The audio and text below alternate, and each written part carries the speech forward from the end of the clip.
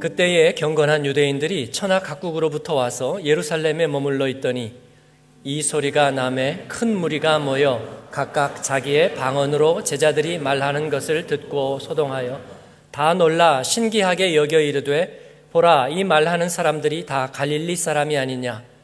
우리가 우리 각 사람이 난 곳 방언으로 듣게 되는 것이 어찌 됨이냐? 우리는 바데인과 메데인과 엘람인과 또 메소포다미아, 유대와 갑바도키아, 본도와 아시아, 부르기아와 밤빌리아, 그룹 외국과 및 구레네에 가까운 리비아 여러 지방에 사는 사람들과 로마로부터 온 나그네 곧 유대인과 유대교에 들어온 사람들과 그레데인과 아라비아인들이라 우리가 다 우리의 각 언어로 하나님의 큰 일을 말함을 듣는도다 하고 다 놀라며 당황하여 서로 이르되 이 어찌된 일이냐 하며 다 같이 읽습니다. 또 어떤 이들은 조롱하여 이르되 그들이 세술에 취하였다 하더라. 아멘. 보통 변화를 생각하면 우리는 before와 after를 생각하게 됩니다. 여러분, 주님을 만나고 변화된다는 것은 무엇입니까? 다윗의 경우를 예로 들겠습니다. 다윗은 구약에서 가장 영광스러운 축복의 인생을 산 사람으로 그렇게 알려져 있습니다. 그러나 그의 인생을 조금이라도 살펴본 신자라면 다윗의 삶이 그렇지 않았다는 것 잘 알고 있습니다. 다윗은 사울의 대안으로 부르심을 받았는데 그러나 다윗에게 보장된 것은 아무것도 없었습니다. 그에게는 오히려 험한 시련이 시작되었습니다. 우리가 생각할 때는 그때 다윗의 신앙은 그때부터 오케이, 빛을 발할 것이다, 그렇게 기대하지만 여러분, 다윗에게는 미안하지만 성경을 자세히 보면 그의 인간성에는 그러한 빛나는 목록들이 하나도 없었습니다. 그는 도피 중에 너무나 배가 고파서 제사장 아비멜렉을 찾아갑니다. 그래서 성전에 바치는 떡을 구걸해서 얻어먹을 생각을 합니다.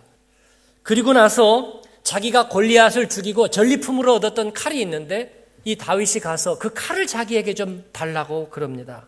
다윗은 하나님의 보호를 믿지 못하고 있다는 것입니다.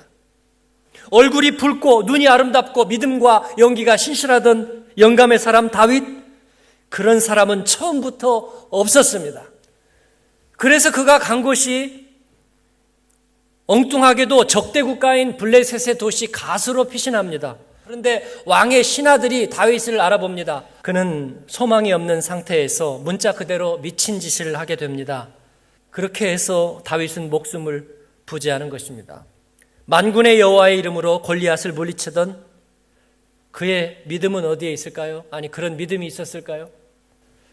다윗의 신화는 그렇게 깨어지는 것입니다.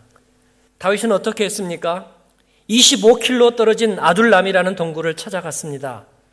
이거를 두고 또 경건한 목사님들은 그렇지, 다윗이 곧 죽어도 기도의 사람이니까 그렇게 생각하기 어렵습니다. 그는 도피해 간 것입니다. 그런데 그곳에서 무슨 일이 일어났을까요? 시편 34편은 그 비밀의 실마리를 우리에게 풀어주고 있습니다. 그는 하나님을 만났습니다.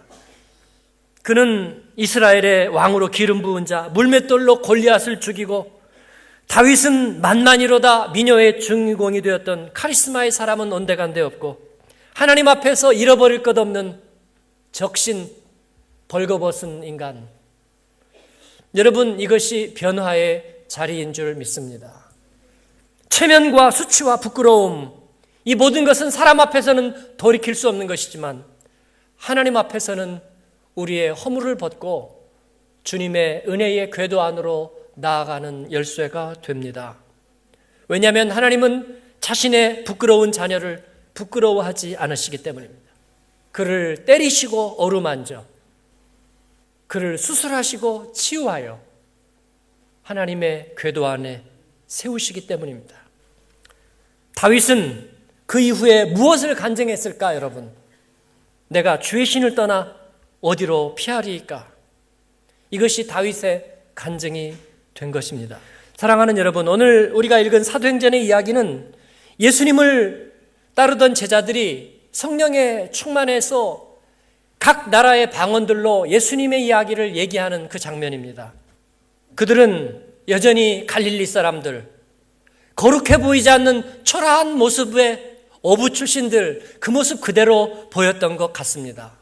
그들이 대단히 멋진 모습으로 변화하지 않았으면서도 그들에게는 하나님의 영이 임재해 있는 모습, 이걸 어떻게 받아들여야 될지 몰랐습니다. 너와 나처럼 여전히 연약하고 부끄러움과 수치를 당하는 인간성에 능력 없는 그들을 속에 예수님의 이야기가 그리고 생명의 역사가 진행되고 있다는 것. 도대체 이것이 어찌 된 일이냐? 사랑하는 여러분, 변화는 주님께 있기 때문입니다. 우리가 변화한다는 것은 우리에게서 주님에게로 궤도 변화하는 것입니다. 주님의 은혜의 궤도 안으로 나아가는 것입니다. 우리는 다윗처럼 날마다 주님 앞에 빈몸으로 적신으로 서는 것입니다. 사도행전의 제자들은 성령의 힘에 사로잡혀 복음을 말하면서도 마치 그들의 설득력으로 말하는 것처럼 느껴지는, 그러나 이 모든 것이 어찌 된 일인지 알지 못하였습니다. 그러나 이 모든 것이 너무나 자연스러워서 이 모습을 사모하게 되었습니다. 예수님은 그렇게 말씀하십니다. 영으로 난 사람은 다와 이와 같으니라. 바람이 어디서 와서 어디로 가는지 알지 못하는 것처럼 영으로 난 사람은 이러하니라. 성령의 바람이 부는 대로. 여러분, 오늘은 주님의 얼굴을 찾을 때입니다. 변화는 주님의 것입니다. 질그릇과 같은 나를 통해서 주님은 일하실 것입니다. 주님, 어찌 된 일인가? 주님 앞에 설 때에 이 모든 것들은 해명되고 밝혀질 것입니다. 사랑하는 여러분, 그 변화의 능력이 주님께 있음을 의지하고 그 주님 앞에 매일매일 한 걸음 한 걸음 가까이 나아가시는 여러분 되기를 축원합니다. 기도하겠습니다. 나의 궤도를 다시 만들어서 비포와 애프터로 나의 성과 나의 기념비를 쌓는 것이 아니라 갈수록 도대체 어찌된 일인지 우리는 알지도 못하고 내게 무엇이 달라졌는지 나는 알지도 못하지만 이상하게 짝이 맞고 패가 맞습니다. 왜냐하면 우리가 날마다 은혜의 궤도 아래에 있기 때문입니다. 내일 실패할지도 모르고 모레 두려움에 쌓일지도 모릅니다. 그래서 오늘 우리는 주님 앞에 서겠습니다. 글피는 내게 큰 시험이 올지도 모르겠습니다. 그래서 오늘 주님 앞에 서겠습니다. 지금은 은혜의 때요 구원의 날입니다. 하나님, 내가 이 십자가를 사랑합니다. 그 앞에서 오늘 치유될 것을 치유되겠습니다. 오늘 내어드릴 것을 내어드리겠습니다. 오늘 포기할 것을 포기하겠습니다. 주님, 그 은혜의 빛을 비춰주시옵소서. 우리 같이 응답하면서 기도하겠습니다. 기도하십시오.